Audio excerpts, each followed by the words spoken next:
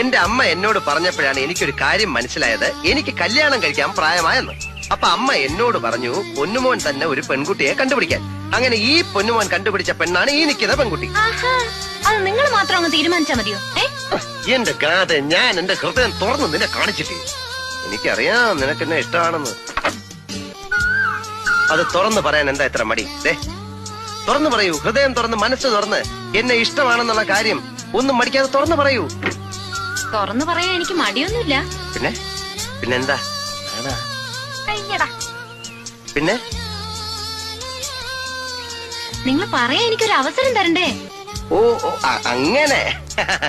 Okay okay, I am sorry sorry sorry. ശരി, പറഞ്ഞോളൂ, ഞാൻ കേൾക്കാൻ കാതോർത്തിരിക്കാം. എനിക്ക് നിങ്ങളെ ഇഷ്ടമല്ല. I hate you. It's impossible.